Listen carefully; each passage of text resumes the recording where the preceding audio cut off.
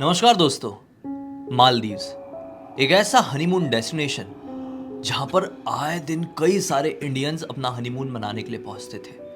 अभी हालांकि वहां पर इंडियंस का जाना थोड़ा कम हुआ है, लेकिन खत्म नहीं। मालदीव्स की बात करें तो यहाँ पर सैकड़ों आइलैंड्स हैं, कुछ पूरी तरीके से एक्सप्लोर्ड तो कुछ बहुत ही ज़्यादा हिडन। और हिडन आइलैंड में बहुत ही कम लोग जा पाते हैं जिनको वहाँ के पूरी तरीके से जानकारी होती या फिर जिनकी पहचान वहाँ के एक्सट्रीम लोकल लोगों से होती है। कई ऐसे आइलैंड्स हैं जहाँ पर लोग टेंट लगाकर अपना हनीमून बनाते हैं।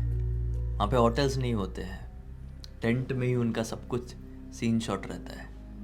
तो ऐसे ही एक कपल मालदीव्स पहुंचे, एक ऐसे आइलैंड में गए जहाँ पर टेंट लगाकर वो कुछ दिन के लिए रहने वाले थे, और उनके साथ कुछ ऐसा घट गया कि ब्लडी वाइब्स के इस एपिसोड में उनकी ये भूतिया कहानी फीचर होने जा रही है। तो आइए जैकी जुबानी ये विचित्र सी भूतिया घटना की कहानी फुल डिटेल में जानते हैं। तो ये जो घटना घटी थी ना, दीप्ति और आर्यन नाम के एक कपल के साथ घटी थी। जो कपल अभी से 3-4 साल पहले मालदीव जाते हैं, वहाँ पर उनके साथ इतनी खौफनाक घटना घटती है। उससे पहले हमें उनकी ज़िंदगी के बारे में जानना चाहिए और कहाँ के रहने वाले हैं और कैसे कैसे वो लोग मालदीव पहुँचे थे। जो आर्यन है वो और दीप्ति दोनों ही महाराष्ट्र के पुणे में रहा करते थे, आराम से अपनी ज़िंदगी बिता रहे थे। दोनों अपने अपने घर रहते थे और ये दोनों एक कॉलेज के दौरान ही मिले थे। इनका फर्स्ट ईयर जब चालू हुआ था उसी टाइम पर दोनों का बातचीत करना चालू हुआ था, और बातचीत करते करते दोनों की दोस्ती होती है। उसके बाद आर्यन दीप्ति को प्रपोज कर देता है। उसके बाद दोनों रिलेशन में आते हैं, और रिलेशन में आने के बाद फाइनल ईयर होते होते ये लोग डिसाइड कर लेते हैं कि हम घर वालों से बात करते हैं और हम शादी करेंगे। पहले तो बहुत तकलीफ़ होती है, अपने अपने घर वालों से बात करते हैं, बहुत सारी पापड़ वापड़ बेलने के बाद, बहुत मुसीबतों के बोलते ना सामना करने के बाद इन दोनों की शादी होती है। जब इनकी शादी होती है तो बहुत ज़्यादा खुश होते हैं। इनकी शादी भी बहुत अच्छे धूमधाम तरह से होती है। लेकिन हमेशा से दीप्ति आर्यन को बोलती थी कि जब भी हमारी शादी होगी तो हम हनीमून के लिए कहीं और नहीं, मालदीव्स ही चलेंगे। मैं हमेशा अपने बहुत सारे दोस्त लोगों का रील देखती हूँ या बहुत सारी लड़कियों का देखती हूँ, वीडियोस बना के, फ़ोटोज़ बना के मालदीव्स का डालते हैं फेसबुक पे, इंस्टाग्राम पे, बहुत सारे अलग अलग जगहों पर। तो मुझे ना बहुत अच्छा लगता है। मुझे ना वैसे भी समुद्र कितना पसंद है, तो क्या अपन वहाँ चल सकते हैं? दीप्ति आर्यन को बोलती है, तो आर्यन बोलता है देखो जाना तो कहीं पर है ही, तो ठीक है तुम्हारी मर्ज़ी, अगर मालदीव्स की है तो हम वहीं चलेंगे, कोई दिक्कत नहीं है। ये दोनों अपनी प्लानिंग करते हैं। प्लानिंग के बाद जो भी चीज़ें जैसा भी करना था वो सब चीज़ें करते हैं, और उसके बाद ये लोग फ़्लाइट से मालदीव्स पहुंचते हैं। वहाँ पर इन लोगों ने पहले से कोई भी होटल ऑनलाइन कुछ भी बुक नहीं किए थे। इनका ऐसा था कि हम वहाँ पर जाएंगे, वहाँ के लोकल लोगों से मिलेंगे, उनसे बातचीत करेंगे, और जो प्राइस हमको सही लगेगा उस प्राइस के हिसाब से हम कोई भी होटल बुक करेंगे या कुछ भी करेंगे। तो इनका भी ऐसा ही था कि अब ये लोग वहाँ पहुँचे तो लोगों से बातचीत करने लगते हैं, होटल्स के बारे में पता लगाते हैं। होटल्स तो उनको बहुत मिल रहे थे, उनके बारे में उनको पता तो सब कुछ बहुत था, लेकिन इनको ना किसी आइलैंड पे चाहिए था कि किसी आइलैंड पे वहाँ पे रुकेंगे, स्टे करेंगे, और वहाँ पे हम टेंट वेंट डाल के थोड़ा अच्छा वाला वैसा फील लें कि मज़ा आना चाहिए। तभी उनको एक लगभग 45-50 साल का करीब का आदमी मिलता है, जो बोलता है कि मैं आपको एक ऐसे आइलैंड पे लेके जा सकता हूँ जहाँ पर बहुत कम लोग जाते हैं, और वो बहुत ही ज़्यादा सुंदर है और बहुत ही अच्छा है। ये लोग सोचते हैं कि वाह यार, मतलब कोई हिडन जगह जाएंगे तो बहुत मज़ा आएगा। तो ये लोग उस आदमी जैसा बताता है वो, उसके हिसाब से ये लोग अपना सामान वामान लेके, और एक बोट से वो आदमी इन लोगों को उस आइलैंड पे लेके पहुंचता है। वो आइलैंड देखने में काफ़ी ज़्यादा सुंदर था, बहुत अच्छा था। देख के ऐसा लग रहा था कि यार इसके बारे में कोई ऑनलाइन कुछ क्यों नहीं डालता है। बहुत जगहों के बारे में लोग डालते हैं, लेकिन ये कितना सुंदर है।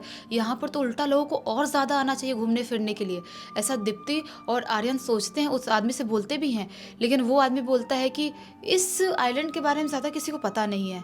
हम जो लोकल होते हैं सिर्फ हम लोकल्स को पता होता है, इसीलिए आप लोग यहाँ पर आ पाए हो। तो ये लोग खुश होते हैं। वहाँ पर क्या सिस्टम था कि वहाँ पे कोई होटल रूम्स वगैरह नहीं थे, वहाँ पे टेंट डाल के ही रहने वाला था। तो वो जो आदमी था उनको टेंट वेंट कैसे डालना है, क्या चीज़ें करना है, वो सब कुछ करवा देता है। बोलता है कि यहाँ पर खाने पीने की सारी चीज़ें, इतनी चीज़ें मैं व्यवस्था कर रहा हूँ और उसके बाद में शाम के टाइम पे घर चले जाऊँगा। तो वो आदमी ऐसा ही करता है। इनकी जो भी अरेंजमेंट करवानी थी खाने पीने के, कुछ लेके भी गए थे ये लोग खाने पीने की चीज़ें, और वहाँ पे रखते हैं, अपना टेंट डालते हैं और मस्त अलग ही नज़ारे के साथ अपनी लाइफ को एंजॉय कर रहे थे। आर्यन बोलता है कि अच्छा हुआ कि मैंने तुम्हारी बात सुन लिया और हम इतनी सुंदर जगह आए हैं, कितना सुकून है यहाँ पर, कितनी शांति है यहाँ पर। हमारे अलावा भले ही यहाँ पर बहुत कम लोग दिखाई दे रहे हैं, लेकिन मज़ा कितना आ रहा है, और हमको यहाँ पर जितने कम लोग हैं उतना ज़्यादा मज़ा आने वाला है। तो चलो अच्छी ही बात है। ये लोग शाम को बहुत एंजॉय कर रहे थे, अच्छा खासा मस्त ये लोग पार्टी वाला माहौल बनाए हैं। और ऐसे ही करते करते लगभग रात के 8-9 बजे का टाइम हो जाता है और ये लोग अपने टेंट के अंदर जाते हैं और सो जाते हैं। लगभग आधी रात का टाइम होता है। दीप्ति जो सो रही थी उसके कान में एक अजीब सी आवाज़ सुनाई देती है। उसकी आंख बंद है, वो सो रही है। उसे ऐसी आवाज़ आ रही है जैसा कोई रो रहा है, और कोई एक इंसान नहीं रो रहा है, बहुत सारे लोग साथ में बहुत ही ज़्यादा दर्द और दुख में रो रहे हैं। ऐसी वाली आवाज़ सुनाई देती है। दीप्ति घबरा के आँख खोलती है और आर्यन को उठाने लगती है। आर्यन उठना, कोई रो रहा है क्या यहाँ पर? ये यहाँ पर कुछ हुआ तो नहीं है? कोई रो तो नहीं रहा है? वैसे भी यहाँ पर बहुत कम लोग हैं, कुछ गड़बड़ तो नहीं हो गया है? तो आर्यन बोलता है कि नहीं यार, कहाँ रोने की आवाज़ आ रही है। अभी ये चीज़ बोलता ही आर्यन, उसके कान में भी किसी के, बहुत सारे लोगों की रोने की अजीबोगरीब आवाज़ सुनाई देने लगती है। आर्यन बोलता है कि हो सकता है कुछ गड़बड़ है, मुझे भी लग रहा है कुछ गड़बड़ है। यहाँ पर ज़्यादा कोई है नहीं, थोड़े बहुत ही कपल हैं, और जो कपल फॉरेनर कपल है, अलग जगह के लोग हैं। अपने जैसे इंडियन लोग यहाँ पर दिखाई नहीं दे रहे, अपने इकलौते लोग हैं। तो कहीं उनके साथ कुछ गड़बड़ तो नहीं हो गया है, कुछ प्रॉब्लम तो नहीं हो गई है। बोलता आर्यन चले क्या बाहर देखने के लिए? दीप्ति बोलती है चलना ही पड़ेगा ना यार, अगर कुछ गड़बड़ होगी तो अपने साथ अंदर भी तो हो सकती है ना, चलो बाहर देखते हैं। ये लोग बाहर निकलते हैं। बाहर पूरा सुनसान, पूरा सन्नाटा फैला हुआ है। दूर दूर तक इनको कोई भी इंसान रोता गाता हुआ दिखाई नहीं दे रहा है। लेकिन अभी वो पूरी टेंट वेंट जो 2-3 और लगे थे उनकी तरफ देखते ही हैं, उनको वहाँ पर भी पूरा सुनसान सन्नाटा समझ में आ रहा है, जैसे कि वो लोग सो रहे होंगे, वो लोग आराम से, उनको कोई मतलब ही नहीं है। तभी अचानक से इनको समुद्र के अंदर से अजीब सी पतली सी आवाज़ में रोने की आवाज़ सुनाई देती है। जैसे समुद्र की लहरें हो ना, वो लहरों के अंदर रोने की आवाज़ मिक्स हो गई हो, ऐसी आवाज़ सुनाई देती है। ये लोग उस चीज़ को नोटिस करते हैं और अंदर से मानो कांप जाते हैं, डर लगने लगता है। अभी ये लोग उधर से मुड़ के अपने टेंट के अंदर जाने ही वाले थे कि अचानक से उनको समुद्र के अंदर से अजीब सी परछाई टाइप की 2-3 आकृति उनको बाहर निकलती हुई दिखाई देती है। और ये इनके लिए बहुत ज़्यादा शॉकिंग था कि समुद्र के अंदर से कोई अजीब सी इंसानी टाइप दिखने वाली आकृति कैसे आ सकती है। ये उस चीज़ को देखते हैं और जो दीप्ति थी वो हाथ पकड़ लेती है आर्यन का और ऐसे इशारा करती है कि चलते हैं अपने टेंट के अंदर। और जैसे ही ये लोग अपने टेंट के अंदर जाते हैं, अपने टेंट के अंदर जाके बैठते हैं, वैसे ही इनके टेंट के बाहर से वैसे ही रोने की अजीबोगरीब आवाज़ सुनाई देने लगती है। पूरी रात ये लोग टेंट में वैसे ही बैठ के गुजारने के लिए सोचते हैं कि हम गुजार देंगे, बैठे बैठे हम सोएंगे नहीं, क्योंकि जो हमने देखे हैं वो कहीं से भी नॉर्मल नहीं हो सकता। भले ही जो लोग नहीं मानते होंगे भूत प्रेत होते हैं, नहीं होते हैं, लेकिन हम मानते हैं। दीप्ति और आर्यन बोलते हैं हम मानते हैं कि भूत प्रेत जैसी चीज़ें होती हैं और वो कुछ भी बिगाड़ सकती हैं। हो ना हो, कुछ ना कुछ यहाँ पर खौफनाक ज़रूर है। ये सारी चीज़ें अभी सोच ही रहे थे और बातचीत कर ही रहे थे, करते करते काफ़ी टाइम बीत जाता है, 1-2 घंटे बीत जाते हैं। दीप्ति की अचानक से आंख लग जाती है और वो सो जाती है। अब अकेले जागा हुआ था आर्यन। वो सोचता है कि दीप्ति सो भी गई है और आवाज़ बंद भी हो गई है, तो क्या मैं टेंट का कपड़ा हटा के थोड़ा सा देखूं बाहर का माहौल ठीक है या नहीं है। और ये सोचता है और जैसे ही टेंट का कपड़ा ऐसे ऊपर उठाता है उसके यहाँ पर उसके मुंह के सामने अजीबोगरीब टाइप की 5-6 चमकती हुई आंखें दिखाई देती है। सिर्फ चमकती हुई आंखें, इंसान जानवर कुछ भी नहीं दिखाई दे रहा है, सिर्फ चमकती हुई आंखें दिखाई देती है।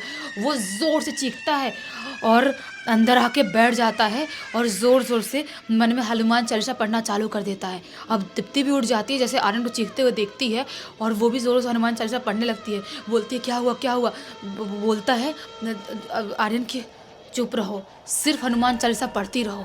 पढ़ते पढ़ते हनुमान चालीसा दोनों का पूरी रात दोनों बिता देते हैं। और सुबह सुबह जब सुबह का टाइम हो, थोड़ी थोड़ी रोशनी समझ में आती है, तब जाके ये लोग हनुमान चालीसा पढ़ना छोड़ते हैं। पूरा इनका दोनों का मुंह दुख गया था, लेकिन बैठे बैठे पूरी रात बिता देते हैं। अब ये समझ गए थे कि हमारे लिए यहाँ पर रहना सही नहीं है। ये लोग अपना जो भी था सामान बाहर रखते, सब पैक करते हैं ट्रॉली के अंदर। और लगभग 8-9 बजे टाइम होता है। उस टाइम तक जो आदमी इनको इस आइलैंड पे लेके आया था, वो आदमी कुछ खाने पीने की चीज़ें लेके आया था।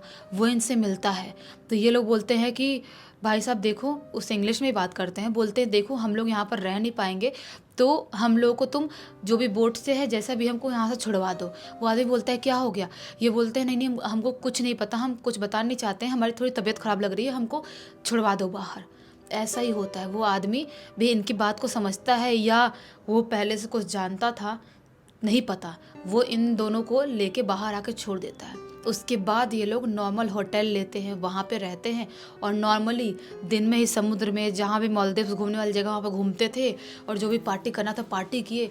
और जितने दिन का उनका ट्रिप था उतने दिन डर डर के रात में इनको नींद नहीं आती थी, बार बार वही चमकती हुई आँखें दिखाई देती थी। लेकिन उतने दिन इन्होंने कैसे तैसे करके काटे हैं और उसके बाद इंडिया वापस पुणे वापस आए हैं। बाप रे, मतलब इतना कुछ हो गया एक एडवेंचर के चलते। इसलिए कहते हैं कि कभी भी ऐसी फॉरेन ट्रिप में जाए या अनजान जगह में घूमने के लिए जाएं तो पहले से सारी चीज़ें प्री डिसाइडेड रखें।